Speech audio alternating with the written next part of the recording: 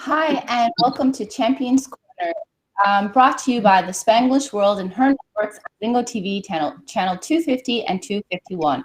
Please remember to download both the Zingo TV app on the respective app stores and iOS and Android devices. While you download, make sure to rate and leave a comment. This app is completely free. Zingo TV is also available on Google Chromecast, Amazon Fire and Fire TV Sticks, Roku and Roku Sticks, and all smart TVs 2016 forward. Tonight, I have a very special guest. We have Tyler McGuire from the United States. Tyler has a professional record of 12-2-0, and he fights for one championship. Tyler, how you doing tonight? Good. Thanks for having me on. Appreciate it. I'm excited to chat. Thanks so much for coming on. I know you have a sick wife who's, 14 weeks pregnant or months pregnant? 14 weeks pregnant. She's 14 weeks. So, but and you have a little daughter. Yep, 5-year-old Kennedy. So this weekend is Mother's Day, and obviously, like with any sport, I speak to fighters all the time, and everyone has to have a really good support system at home in order to pursue this career, especially when you have children. So you want to just talk a little bit about that and her support, and also the support that you've had from the military as an active member of the Air Force, and with your sponsorship with Apex MMA. Yeah, so I'll start with my wife. She's in a unique spot as far as supporting me, because not only did she support me for fighting professionally, but she's also a military spouse. So that's two pretty tough things to fill, especially with me being gone so much for both. But yeah, that's the two top reasons that I think people kind of burn out. Because there's some really talented people that you've never heard of in MMA. But I think the biggest challenge, honestly, is a significant other, right? Because if it's female, whatever they're, significant other, or drugs, right? Or they fall into the thing. So if you have a significant other that has the buy-in and is willing to sign up and set aside their own personal ambitions, like that is why I've had all the success that I've had, right? And that's both professionally in the military and also professional, fighting. And then that also bleeds into the military, because the military is a pretty demanding job, and the fact that I'm able to have time. So the Air Force actually sponsors me, and they give me essentially free leave, free vacation to go and compete. So that's why I wear the Air Force emblem on my shorts. That's why I do some Instagram videos and all that for recruiting, because I'm so grateful. Obviously, that's what they're asking me to do, so I'm going to do it. But and also my leadership. They work with my schedule. They give me time to work out in the mornings, all the time that I need. But at the same time, I have to maintain a certain standard. I can't just let my duty for the Air Force, fall by the wayside. So, thankfully, I've been able, again, to support at home. Then that allows me the time to fulfill my duties and both, which then that leads into my current gym at Apex MMA here in Tucson. I think the other key to success, to make it at the highest levels, is people that show up every single day, right? You don't need to train with the biggest names, the Henry Hoofs and John Joneses of the world, right? You just need guys that are willing to dedicate and show up every single day. I have that here. When I was up in Spokane, I had that up there. When I was stationed up there at Sick Jitsu MMA, and my coach up there, Rick Little, that's who got me going. And then I actually stumbled across Apex when I was down in Tucson for a TDY for an exercise. And I just called him and I was like, hey, I have a fight in 6 weeks. And can you guys help me out? And then he said yes. And he took care of me. So when I got stationed down here, I'm pretty loyal. So it's only natural that I went back to that gym. So now I'm being coached under Joey Rivera at Apex MMA. So it's so funny how you walk into a gym sometimes and you just know, it's like this sense of home. It is. And actually, it's really interesting. So some of the practices that we've had, I made a comment to the coach. I was like, it literally feels like my old gym. Like they're teaching the same thing, they're doing the same. It's the same blue collar mentality, right? Like I'm not trying to ankle anybody. Like I'm trying to beat them up, right? And that's your first submission should be like just punches, right? Or like a rear naked choke or something like that, right? We're not trying to position over submission. And that mentality is really what's driven. And honestly, like I kind of brought the two gyms together, so now they consider them actually sister gyms. And I actually bought plane tickets for two of my amateur training partners so they could go up and fight my old gym's card, because my old coach is actually a promoter, and so they're actually fighting on that card now. So the gyms have kind of come together. It's been a really good relationship. That's really cool. Yeah, it reminds me kind of like something that my coach always talks about home, and he always says like about paying it forward. So like if you go and you travel with like, some really high skilled fighters and they show you something, you bring that back and you show it to the younger guys or the other people at the gym. That way, like everybody is always rising and everyone benefits and gets better that way. Yeah, because there's really no room for egos, because if you have an ego, then all you're going to do is plateau, right? So, there's one guy in particular, Dorian. When I first showed up there, we'd roll in a 5-minute go, and I sub 3 or 4 or 5 times in a 5-minute go. But but he was so curious because he's so talented, and he was just things he hadn't seen before, and I would show him, and then I could never get it again. So I had to keep evolving. So really, like a lot of the progress that I made as a fighter is because I show these younger guys like what I'm doing, and then they now know what that feels like. So I have to again evolve. And we always joke around, he'll get me in a position, or I'll get him with something, and then all right, well now it's time to evolve because I'm not going to get it again. So, but if I didn't have partners like that didn't check their egos at the door or just be mad, right? Then I wouldn't improve. So that's also on me to pass that knowledge. So again, it just goes back to that support system. I agree with you. And it doesn't surprise me that you had like that mentality coming from the Air Force and that kind of thing, that you're constantly thinking about getting better and about evolving. And also like, if you look back at your couple of losses, like I've heard you say in other interviews, it's about like taking what happened in that fight and making myself better, or improving and learning from what you did there. And there's always a takeaway from everything like that. Sometimes like those kind of losses help propel you forward. Do you want to talk a little bit about your last fight with one championship, what you took away from that, or what your coaches like sort of said, let's get back there, let's get in the gym, work this, and this kind of thing? Yeah, so this last fight was a title eliminator. So that was actually my last fight on my contract for one championship. So we're about to go into contract negotiations. And one of the things that I really going to be looking at as far as the contract is, if you put my strength of schedule, everybody that I've fought either had the title or fought for the title. Like if not, the cream of the crop. I have fought a murderer's row, right? Mm-hmm. And unfortunately, I have sustained a couple losses, but look at the world title fight. It was in the last 20 seconds I got caught, and I don't take anything away from Sebastian. Who knows what would have been left on the cards. And this last fight, I kind of felt victim because that shot. Oh my gosh. I was a little stubborn. So I also feel a little bit victim to perception. So in the first round, he had like a Muay Thai combo of like 10 knees in a row. If you really look at the thing, he didn't hit me with one. I blocked every single one of them. Like he didn't hurt. The cut, that's because I have like a bunch of soft tissue. Like at no point was I like phased or dazed or cut. But I was stubborn. And that's one of the things that I failed to do in the fight is adapt. Because he was ready for what I was bringing, and if you look, like I was beating him up at the feet.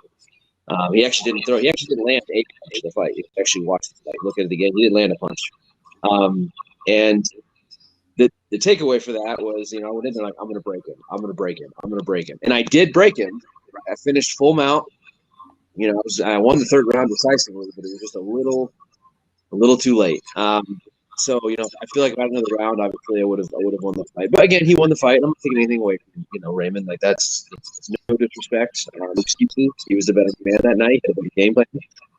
So that's one thing, is just that flexibility. I'd fought one way going in title fight for at that point 18 fights, counting amateur. And you have to evolve, right? And I kind of went in there, and in this last fight, I got in a one-track mind, and I got to.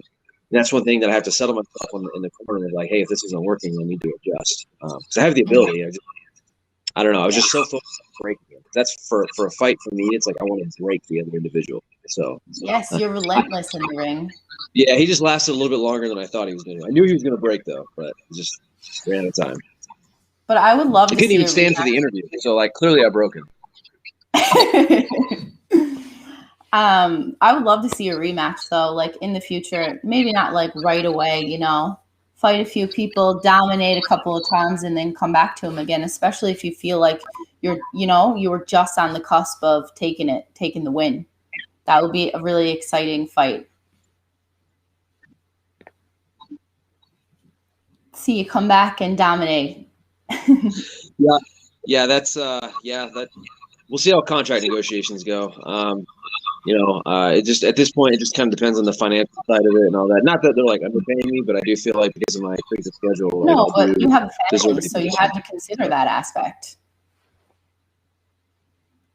When you have like a wife and a kid, you know, Yeah, those kind of things definitely play into it.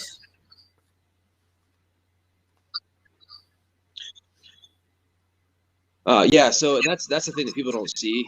Like when I'm in camp, I'm working 17 and a half, 18-hour days. I'm going to see my wife and kids for maybe 15, 20 minutes a day, and then I get a day rest day. So yeah, like at this point in my career, being 35, like fighting the fights that I'm fighting, I need to be performance. That's my manager with one, and they'll get that figured out. So I can just focus on training and fighting. So I don't have to worry about that. Yeah. Oh, and I just want to, like, for a lot of people who are watching, I'm in Canada, you're in the US. One championship is obviously not as popular in these countries as, say, the UFC. There are some differences in the rules. So I was watching with a couple of my friends your fight, your last fight. You got the groin shot, and they were like, I didn't think groin shots were legal. I'm like, no, they're not legal. Like, that was an accident. But so obviously, other than the obvious, you're not allowed to have the groin shots. There's no like eye gouging, foot stomping. You want to like outline the differences in the rules between UFC and One Championship? I would say the biggest one that the fans would notice is kind of, well, if you look at the layout on that card, Mighty Mouse got K'd with the grounded opponent because he was on the ground and he got kneed to the face and he was K'd. Personally, I love that rule. There is no, and I've been on the receiving end of it, so let me, like, in the title fight, I caught one. But I love that rule because you can't rest. Like, look at what happened with Peter Yan and Almine Sterling. Like, look at that controversy in the DQ. Like, at no point should you be able to rest where an opponent can't hit you in a fist fight. Like, that is just insane. I mean, even DJ, like, he was on the receiving end of it, and he's still like, no, that is a good rule, right? Because it forces the action, right? You have these fighters, these world-class fighters, don't have a finger on the mat, and then you're expecting a guy in a kill or be killed mentality, right? Like, to just all of a sudden pay attention, oh, he has a finger on the ground, I can't hit it. Like, no, we're trying to kill each other, right? So the fact that we have, as fighters in UFC in the United States, that makes these fighters like do that, like, that is a terrible rule. They need to, I love it One Championship. The other thing that maybe, which is kind of odd, what the one doesn't allow, like suplex spikes. You know what I mean? So you get behind somebody and you throw them and hit on their head. Kind of like that famous. You're allowed to do that? No, you're not allowed to do that in UFC, but you are. Okay. You can do it in the UFC and Bellator and all that. You can spike somebody. So there's a really famous clip when Kevin Randleman spiked Fedor, like way back when. But it's like those are legal. You can spike somebody. But Christian Lee, who's the lightweight champ now, he actually got disqualified for a fight because he spiked somebody. He was kicking the crap out of the guy. But because he spiked him, he got disqualified. And then probably the last thing is the yellow and red card rule. So in the UFC, in American, we're all used to. If you have inactivity, the referee is just kind of warning you, like verbally warning you. You know what I mean? If you have severe inactivity, it might dock you a point. I've never seen that over here, but over in the one, if you go like 10 seconds without touching each other, you get a verbal warning. Then you get a yellow card. If you get a yellow card, you get fined like 10 grand for inactivity. Really? Yeah. I don't know the exact amount because obviously my style, I never had to worry about that. And then eventually you can get red carded for inactivity. It's like a soccer game. Like you're disqualified and you lose your fight. So yeah, so that's the other thing is like one wants action, and then there's other things they're doing. It, this isn't really a rule, but it's for the fans. There's one is starting to incorporate virtual reality. They actually around the cage. First of all, the cage is perfect, Cool. and they have little cameras and all the pylons. So then they trying to deal with Oculus, where you can actually go and like see like What? it's like you're in the cage and you can see the fight happen. I So want it's to really do it. yeah. So if you go to their like if you go to their Instagram, like Facebook and stuff, they have advertising for it. It's a replay, like you don't do it live, but they have to do the 3D things and all that stuff. But they'll make it so Cool like you're, nonetheless. yeah, it's like you're really there. It's really cool. So, like they're ahead of the game. Like Asia as a whole is ahead of the game with like electronics and all that kind of stuff. So it's pretty cool. That is super cool. So obviously you've been with one championship now for a little while. You're not currently under contract. If Bellator or say like the Contender Series, UFC, any like other big name promotion came forward and offered you more money, is that the way you're going, or is your heart with one championship? So my heart was with one championship, but their marketing department, like about 3 weeks in the lead up to my fight, they were like showing clips of me getting brought back into my title fight, and I actually emailed them. I'm like, listen, I get it, like we're always subject to this, but that's not how you build a fight, right? Like you want to show clips of me succeeding, so then people want to watch me fight. You don't show clips of me being dropped 3 weeks before my fight, right? And I'm not like crying about it or anything, but I'm just like, well, like, what's the point here? Do you want to sell people wanting to watch? Yeah. So that kind of like rubbed me the wrong way, if you will, on the build up. They have treated me well though. Like I don't have anything bad to say about one. I love the fact that you don't wait. That you get hydration tested. I love that. Fighting your walking around weight. Although I am by far the smallest welterweight roster, so I think I might actually, if I do sign with them, I'll probably drop down to their lightweight division, which is 170. Now I fight at 185. 185 is a welterweight division, and I walk. Yes. I'm actually 185 right now. Like I'm walking at 185. So I'll probably drop a weight class. Because if I was in the UFC or Bellator, I'd be a 155er. So. But yes, I always not signed with one is because there was 3 different opportunities with the UFC. One time I didn't have a Brazilian visa. Another time I actually tried out for the Ultimate Fighter. I got picked, but there wasn't enough 170ers. And the other time I didn't answer my phone in time to fight Mike Perry in Pittsburgh. Oh no! I missed it. I was at work. I didn't have my phone on me, and I walked out. I missed it by 5 minutes. I've been fighting Mike Perry. I'm so nervous, but missed it. Man, it sucks the military doesn't just let you go around with your phone all the time. But unfortunately, our adversaries want us to do that, so we have to be careful. Yeah. Yeah. Oh, that's unfortunate, but I always like when one door closes, another one opens. So whoever you decide to sign with, you definitely have lots of fans who I'm sure are going to follow you. Yeah, and I actually have a couple of bones to pick with one championship, and I really like them, especially because they really get behind female fighters. I find like they market female fighters a lot. They're giving tons of opportunities to female fighters, and from what I can tell, they're paying them a pretty decent competitive wage. But I talked to Dustin Johnson. I'm not sure if you heard of him. He also fights for one championship. He's a heavyweight fighter. And he tested positive for COVID in Singapore. And he actually had to go in a COVID facility for 23 days. Oh, yeah. Singapore, they don't mess around. Days. Yeah. They don't mess around. There's a guard outside my room when I'm in Singapore. Like when I go to Singapore, I'm basically in prison. I can't leave the hotel. That's what he was saying. But this is my issue. He was there for 23 days. They fed him like raw seafood and rice. Okay, that's cool. I understand it's like cultural difference with food anywhere you go. Like, and food is not that big of an issue. But if you're ill, it's a huge issue. It's Singapore, right? This is like the Disney hub in the world. Trust me, they have a thing called Food Panda there. That's actually one of my gripes I have with one championship. The first time I fought, so when I fought Aguilan Tani back in December, I was eating the hotel food and I actually got food poisoning. So when I fought Aguilan, I was 178 Yes, pounds. I was going to ask you about that. Yeah, I had food poisoning, so I lost 6 pounds involuntarily. I'll leave it at that over 3 days, and I didn't get a warm up.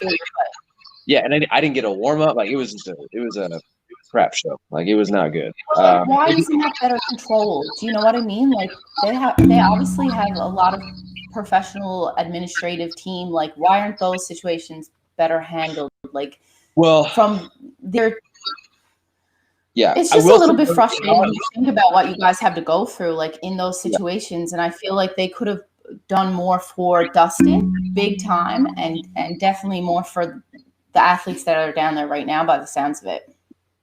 Yeah, I will say though they are very receptive to feedback. Rick Audi is the director of operations for like athlete services, and one of the things, and I think just because it was just unprecedented territory, right? Like they just didn't know what they didn't, right? And I can't fathom the amount of red tape they've had to go through with the Singapore government to get fighters in there. Because the Singapore government, you're supposed to like quarantine for 2 weeks and all this stuff. That's why basically you're in prison in Singapore because you have to leave. I have a liaison officer that follows me around everywhere. I have to sign in out of my room.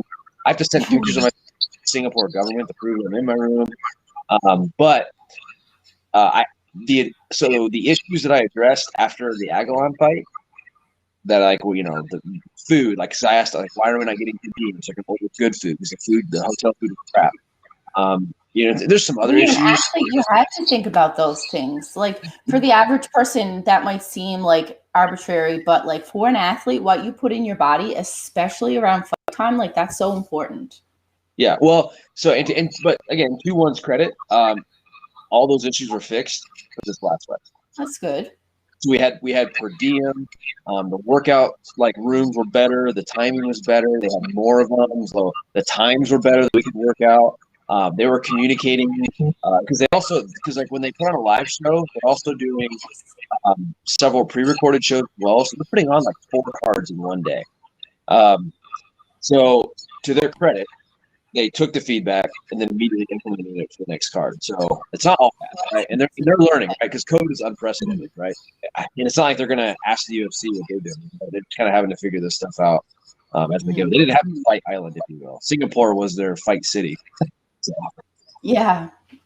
I mean, that's a valid point. It's just it's crazy and frustrating to think that like at this level that professional athletes are like going through this kind of thing. And I understand it's like difficult times and stuff like that. But I think 23 days down there and then 14 days isolating when you get home and no purse, that to me sits not well with me. Oh, they didn't give him a purse either? No. Wow. So I know the UFC. That's my understanding of the information. Is that that's my understanding. Which, if that is the case, I really, it doesn't sit well with me at all. But. Agreed. Well, especially when, and I will say, like, all the things I see behind the scenes, because, they always talk about honor, integrity, character, this and that. And I will say, as fighters, like, we are treated well. They treat us well. That's important. Even, like, with the fans, and I cannot wait for fans to come back. Because, like, the fans, you're like, you're a superstar over there, right? Like they love martial arts. So like I remember when I fought for the world title, it was like packed to the rafters, like 25,000 fans in Indonesia. Like it was crazy. And just the atmosphere. Cool. I got to do open workouts in one of those like old Muay Thai gyms. It was awesome. So pictures of like 12-year-old kids with like 150 fights. It was just incredible. So. That's super cool.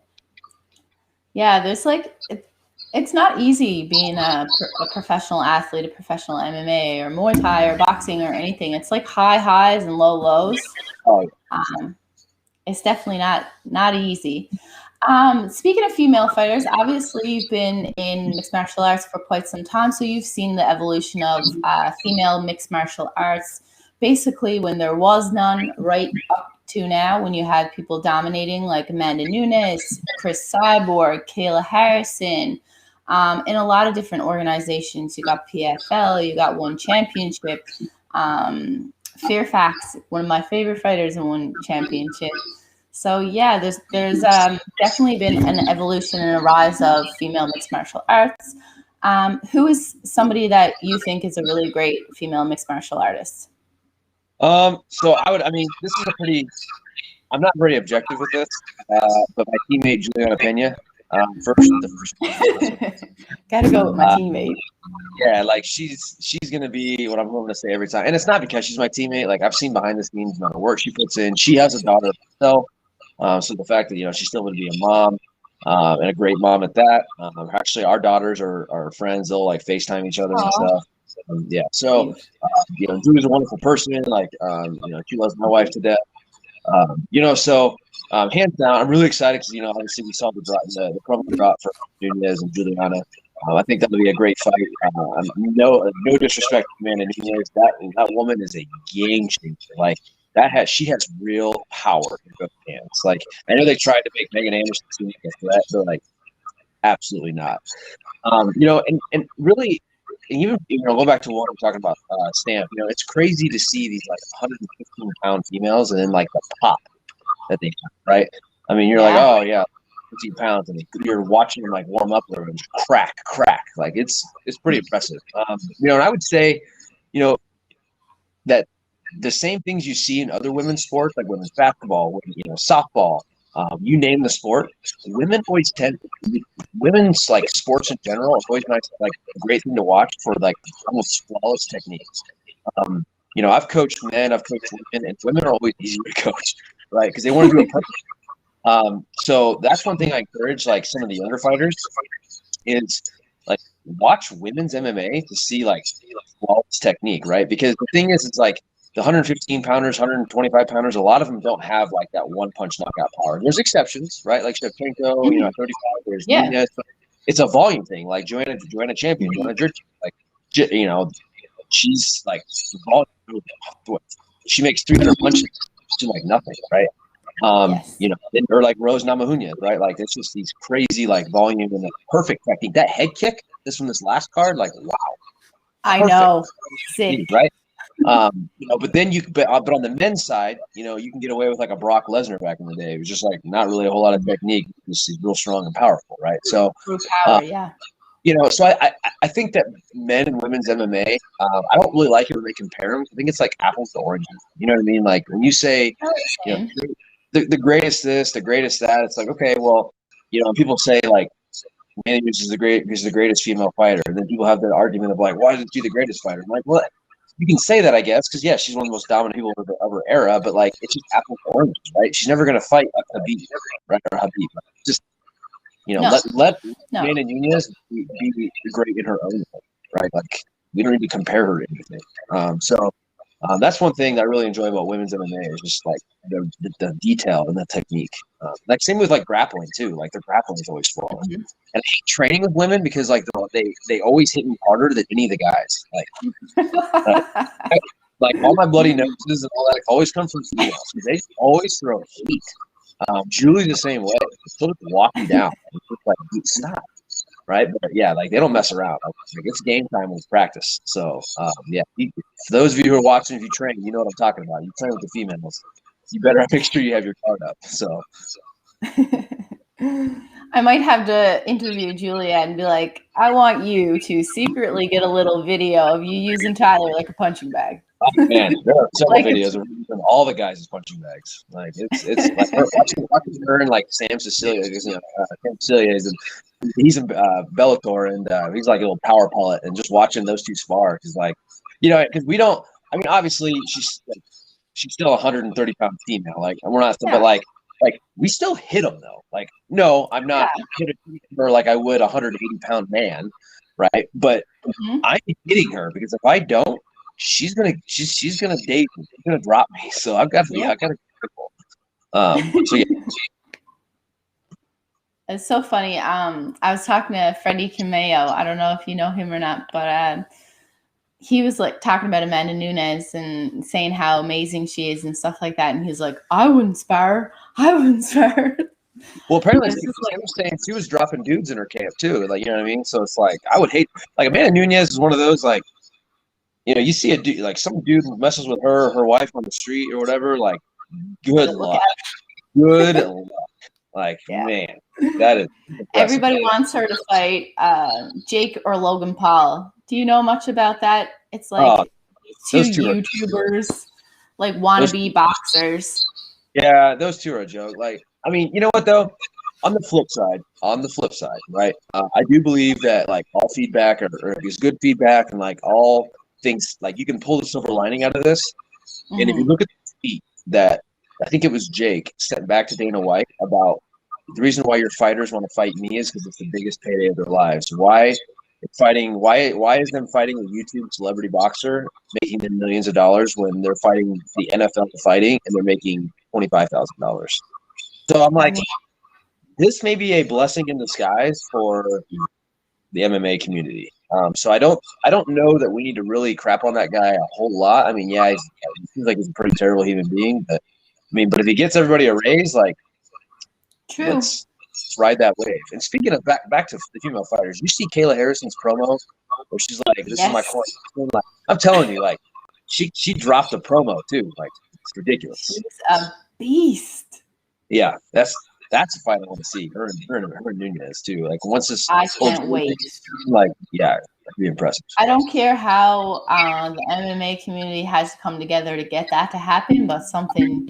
Yeah, cross promotion or whatever. So. Yep, I'd love to see that. Yeah. So what's next for you? Obviously, like, you have a little baby on the way and you have a daughter now. Are you spending a lot of time coaching these days? Are you back to training? You take a little tiny break? What are you thinking?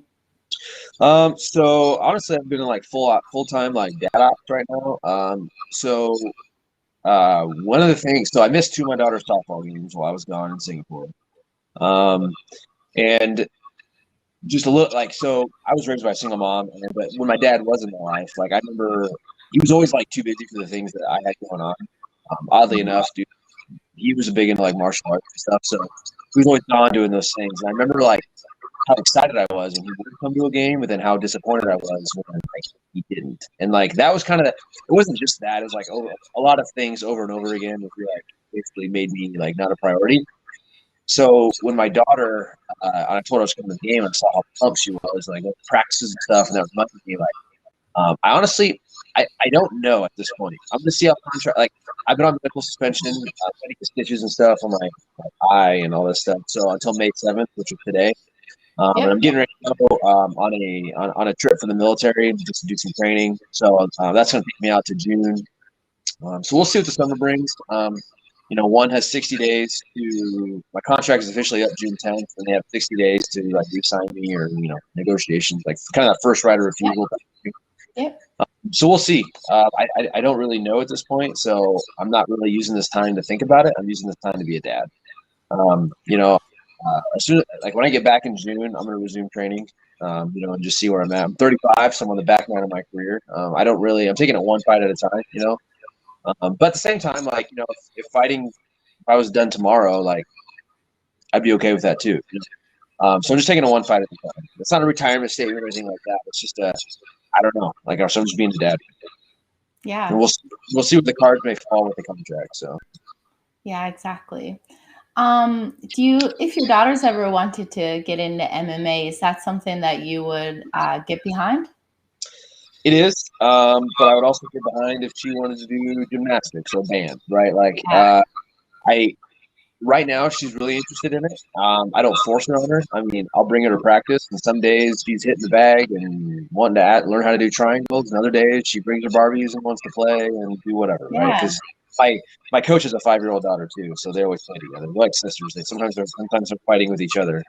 We practiced for a little while, and then she decided she wanted to do softball. And I was like, okay, let's do softball. So now I'm coaching softball now. Yeah. But whenever she still walks around and we like balloons, she'll practice her punches, and she's like, yeah, let's practice our punches and kicks, and we'll do it. So yeah, I mean, if that's what she wants to do, I'll support her. If she wants to go to the library, then I'll, you know what I mean? Like, it doesn't really matter to me. I just want her to do, like, I want to basically provide her the means to try things. If she doesn't like it, then we'll go on to the next thing, right? She can't quit something. If she starts something, she's got to finish it. But yeah, so like that's really tough. I mean, she loves to grapple. That girl loves to grapple. I mean, she's right at the right. If I'm not paying attention, like, she can double me over real quick. So Yeah, I got to. She's big into. Yeah, she is. She is a daddy's girl though. Like she loves. She always shows me her photos. She call it. Basically, I'm living every dad's dream right now, just as long as I possibly can. But she, like, to her, I'm Captain America because I'm in the military and I wear the Captain America shirt. So she thinks like that I am Captain America. But I'm living every like dad's dream right now, like So kid funny. thinks you're a superhero or you're the kid superhero. So I'm gonna hang on to that for as long as I can. So Obviously, because you're going to become uncool at some point. Just saying. I know, but I'm not can't wait for that either because I'm going to be the most uncool dad ever, and it's going to be fantastic. I've already got my eye on some New Balance, right? Working on my grill game, watching the History Channel. Yeah, watching the History Channel, right? Good to go. I got all. But so, and my plan is to be retired by the time she's a junior in high school, as far as like the military is concerned. So you can intimidate her boyfriends. Yeah, because I fully anticipate beating up a boyfriend's dad or something. You know what I mean? Yep. So because they're obviously going to you got to do what you got to do. Yeah, but on a more serious note, though, like because if she goes to college and whatever she wants to do, granted, college isn't the way to wealth, I guess, anymore these days. But if that's what she wants to do, play a sport or do whatever, she'll be able to travel and be there. So just do it again for her. So. For sure. That's very cute. So I want to ask you, tell us a little bit about what you feel like is your best fight ever. But also I wanted to say that I seen your fight against Tahini and I thought it was such a good fight. And like I said before, you're very tenacious. Like you're relentless. Your conditioning amazes me. I watched that whole fight and I was like, how are you not exhausted? Like you didn't even look like you were breathing deep into your belly.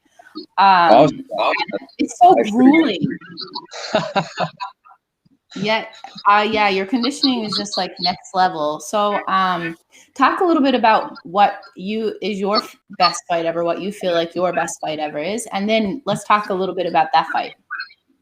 So probably the best fight would be the Luis Sapos fight. That was my first introduction to one championship.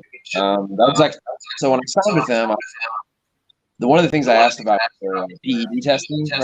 Obviously, I'm very but you don't want to fight anyone taking it. Exactly, right? And if anyone wants to put the test, like I'll test right now. Right?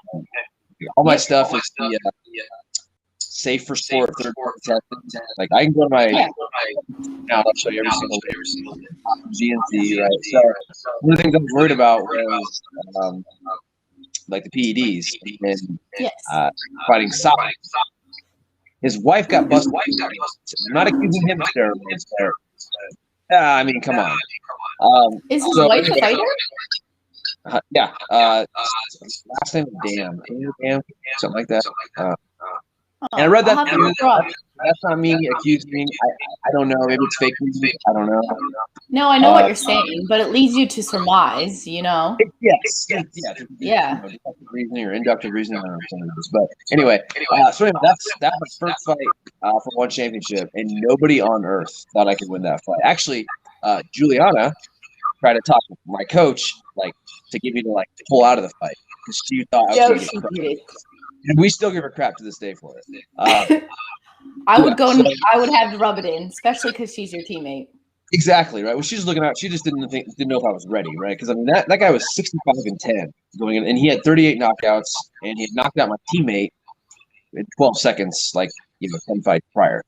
So going into that fight, nobody in the world thought I could win it. And then I just came out kind of I always believe if I was thrown into a pit with a lion and all I had was a spear, I am running at the lion with a spear, right? I'm not gonna cower in the corner. If I'm gonna go out, we're gonna do this, right?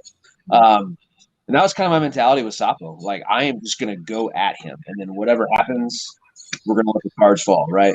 But I'm gonna drag him to deep water, and we're gonna see if he can swim.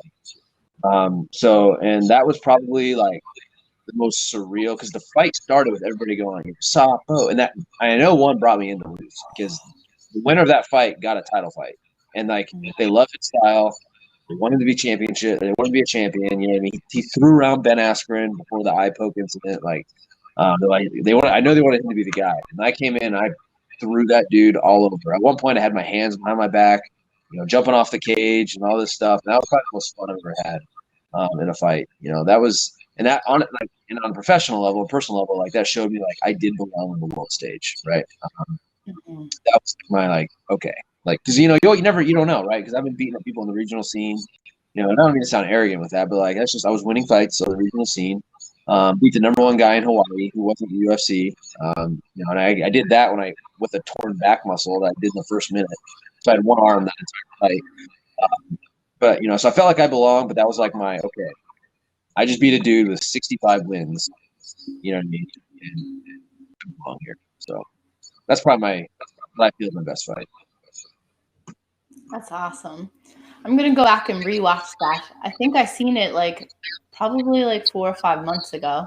Yeah, it's on YouTube. Now I want to rewatch again.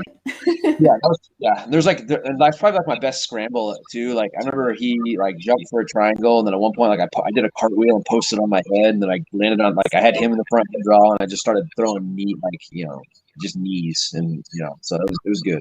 It was fun. But that was probably the most memorable. Plus, this was my first fight on the world stage. I thought they were gonna give me like a warm up fight, not like an easy fight, but like a welcome to the like a mid tier. Welcome to one. Here's a new rule set. Here's a new everything. No, they're just swim with the sharks. Yeah, trial by fire. We're gonna see. We're gonna see if you're ready. I was like, well, okay. And so I had my spear. He was the lion. I'm charging. So that's really been my style too. Again with the Aguilon, and with the Aguilon fight, that was probably if my Sapo fight was the best fight I've ever fought. The Tani fight in December, it was probably my proudest, if you will, because of all the adversity. That was hands down the most adversity-filled 30-hour flight. I'm fighting in his backyard because he's from Malaysia, so he had an hour flight. Food poisoning, name it. Didn't get a warm up. Being 35 years old, that ain't easy. I'm 34 at the time. Hand wraps, my finger was numb because they didn't wrap the hands right. It was just. And then to come out, and that's why, actually, when the first minute, I threw that jumping knee, and I decided to do that as he was walking in the village. I looked at my coach, and I was like, I'm not warmed up, so I'm just going to go grab him and run as fast as possible. I'm not going to hold back and I don't know. I'm just going at it. We're going to see what happens. So I assure you, I'm exhausted, but I try to have a good poker face, and I don't show it. So clearly.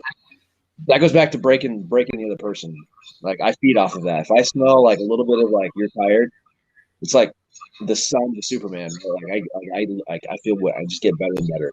So, and I mean, it is true what you're saying. A lot of that stuff the judges see, and sometimes if your last round if every single round was close, even your last round, and it's the littlest things that make it or break it or sway judges. When you look and you're finishing up your scoring, I have judging and that kind of thing, courses and stuff. And one fighter looks like they're absolutely drained and exhausted and they're bleeding and they're tired. And the other fighter's going around with his hand raised up. Sometimes those kind of things play into it as well. Yeah, and that's why I maintain that this last fight with Raymond, if that was in the Animal Kingdom, I would have eliminated a competitor. Right, if that was in a bar, I won the fight. Right, if you look at from a street fight perspective, this actual fist fight, I won the fight. Lost some points, but I walked out of the cage just fine. Right, I wasn't hurt. I was bleeding, but I wasn't hurt. Right, so if you look at, so that's why I can rest easy on that loss. It doesn't burn as much because. I won the fist fight, but I just lost some points or whatever. Because a lot of people don't realize is that with one, they don't judge by rounds; they judge the whole fight. So they're not doing round. They're not doing round one 10-9 or whatever. It's just a. I didn't realize that the scoring was different than UFC as well. Yeah, they don't do it by round. So again, back to that perception thing. When it looked like he was hitting with all those knees, when he wasn't. Again, go back and watch on one's Instagram. The highlight of that clip. Watch my arm. He doesn't hit me with one knee. My arm is all bruised up, but he didn't hurt me at all.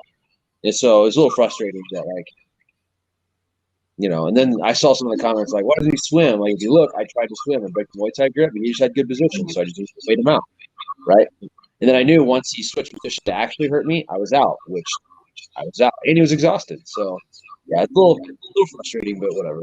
It is what it is. I'm not questioning it. Yeah, for sure. And I think like sometimes like you were talking about like your fight with Alban when you had like the food poisoning and like all those obstacles and stuff like that. It must like I was thinking about it too. I'm like, it must be really cool to come out with that win because it's almost like you're fighting yourself as much as you're fighting the other person. Because your mind wants you to be, you know, like, oh, I have this wrong and this and this and all this is against me, and then you have to push that to the side and just focus.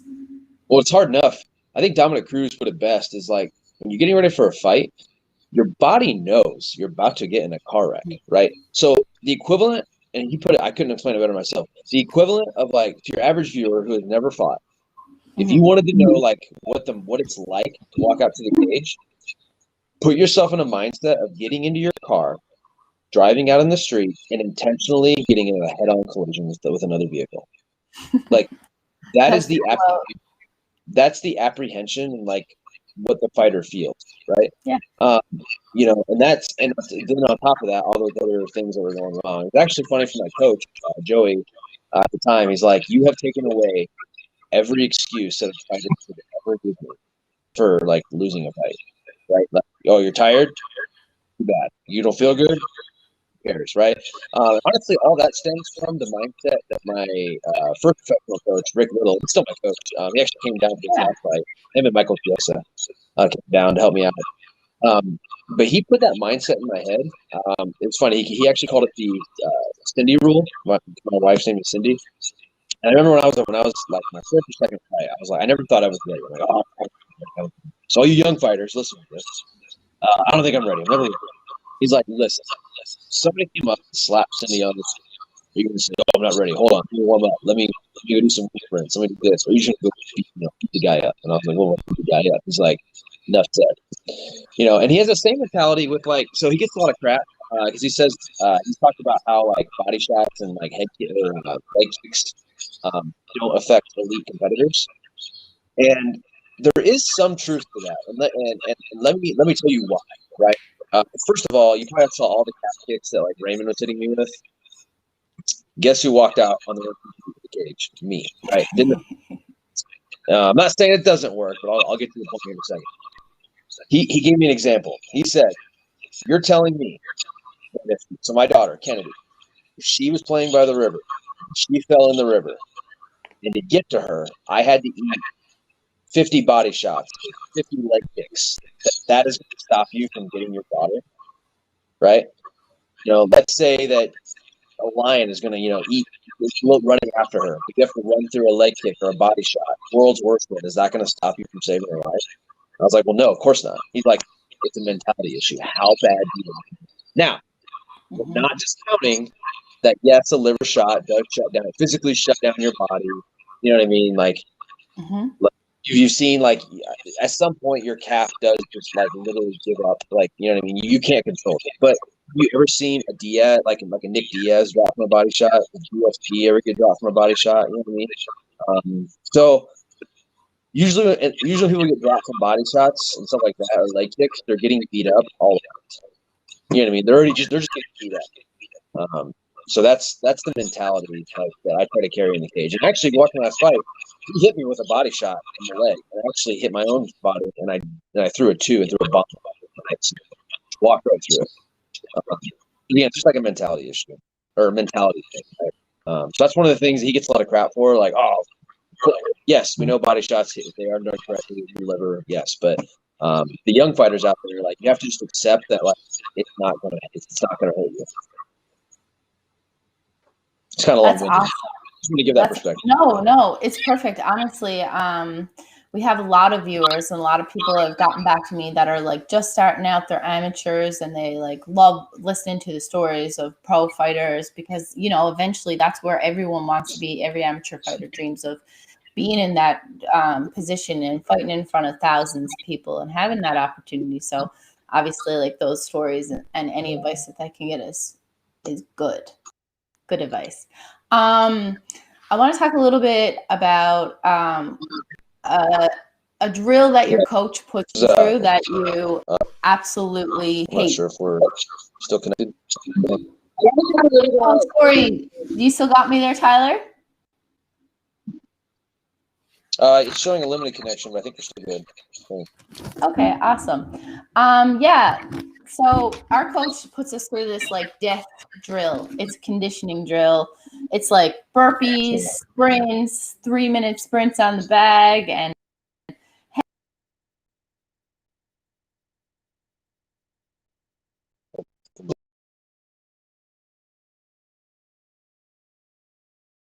heavy power shots, all stuff that really makes me. I want to know, or what is your least favorite condition that everybody should be doing?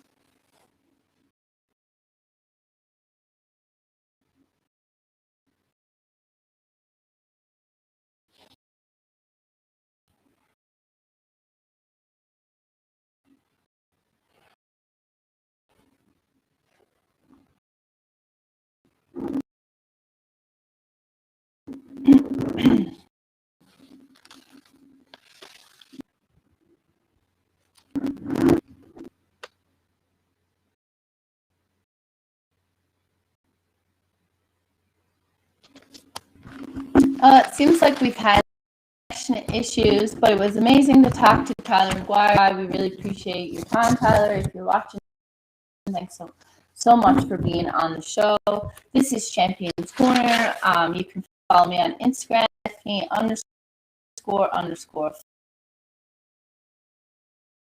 Fleming. Champions Corner is a works. You can see the show 7 p.m. Eastern Time every Friday and Saturday. Thank you so much, everybody, for tuning in.